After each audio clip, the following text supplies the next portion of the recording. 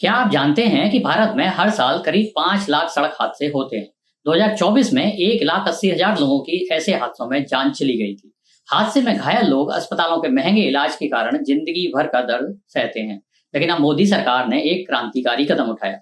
अब पूरे देश में सड़क हादसों में घायलों को 1.5 लाख रुपए तक का फ्री इलाज मिलेगा। इसके लिए डॉक्यूमेंट्स, पुलिस एफआईआर वगैरह की भी जरूरत नहीं होगी। ये योजना कैसे काम करेगी, कौन इसका फायदा ले सकता है, कैसे ले सकता है, इसकी शर्तें क्या हैं, इन सब पूरी जानकारी के लिए वीडियो को अंत तक जरूर देखें।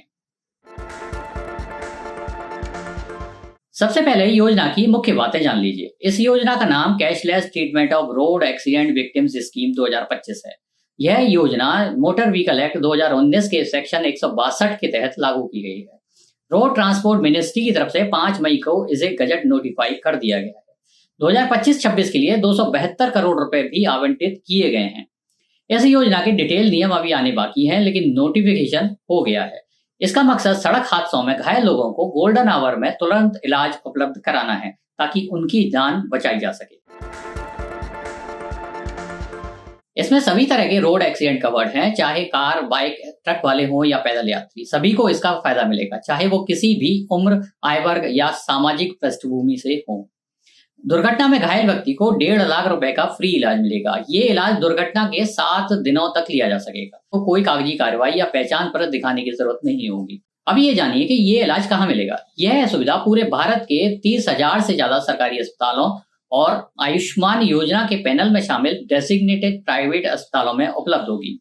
अगर घायल को किसी ऐसे अस्पताल में ले जाया जाता है जो कैशलेस ट्रीटमेंट स्कीम के लिए डेजिग्नेटेड यानी निर्धारित नहीं है, तब भी वह प्रारंभिक इलाज से मना नहीं कर सकेगा। हालांकि ऐसे अस्पताल में मरीज को सिर्फ स्टेबलाइजेशन ट्रीटमेंट ही दिया जाएगा, मतलब उसकी हालत स्थिर होने तक।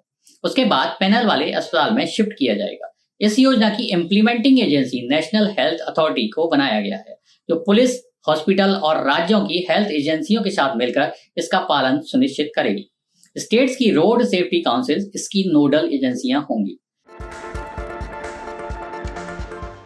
अब जानिए कि रोड एक्सीडेंट हो जाए तो क्या करें। हादसे के बाद पहला 1 घंटा क्रिटिकल होता है। ऐसे में घायल को तुरंत नजदीकी कैशलेस ट्रीटमेंट वाले डेजिग्नेटेड अस्पताल ले जाएं। 108 नंबर पर एम्बुलेंस, 112 नंबर पर पुलिस या रोड एक्सीडेंट हेल्पलाइन 1073 पर कॉल करें। अस्पताल में जाकर दुर्घटना की जानकारी दें। अस्पताल को आधार कार्ड और मोबाइल नंबर लेकर तुरंत इलाज शुरू करना होगा। वो FIR, police case, insurance policy, income certificate जैसी बातों से बहाना नहीं बना सकेंगे। सरकारी नोटिफिकेशन के मुताबिक अगर आयुष्मान भारत योजना का अस्पताल है और वहां ट्रॉमा केयर की सुविधा उपलब्ध है, तो कैशलेस ट्रीटमेंट वहीं मिलेगा। अगर सुविधा नहीं है तो संबंधित अस्पताल में रेफर कर दिया जाएगा।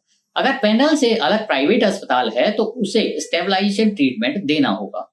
इसका खर्च वो मरीज के डिस्चार्ज होने के बाद नेशनल हेल्थ अथॉरिटी से क्लेम कर सकेंगे।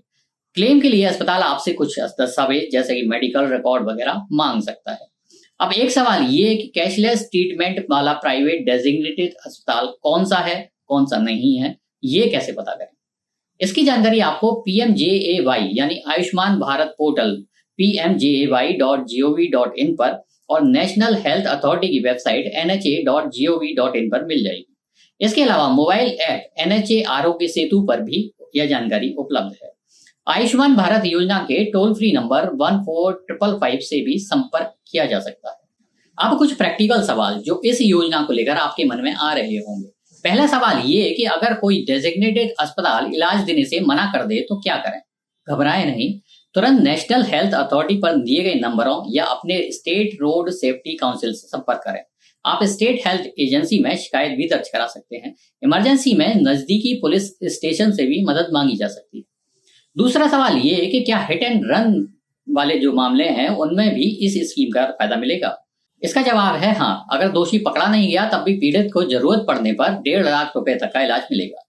तीसरा सवाल ये है कि अगर हादसे के बाद बाइक सवार ने हेलमेट न पहना हो तो भी क्लेम मिलेगा। इसका भी जवाब है कि इलाज तो मिलेगा, लेकिन बाद में संबंधित धाराओं में कानूनी कार्रवाई भी की जा सकती है। इसलिए अच्छा होगा कि आप बाइक चलाएं तो हेलमेट पहनकर ही चलाएं।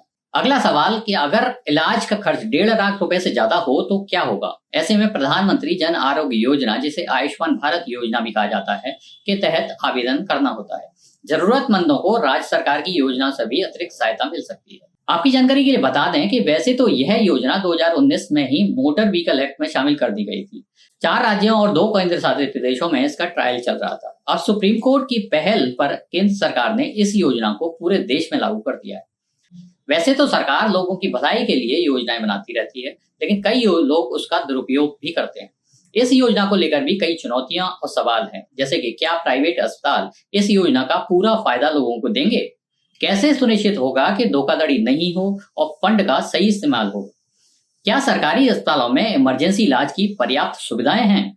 ये एक चर्चा का अलग विषय है, लेकिन योजना को सही से लागू किया जाए तो वाकई में लाखों लोगों की जान बच सकती है।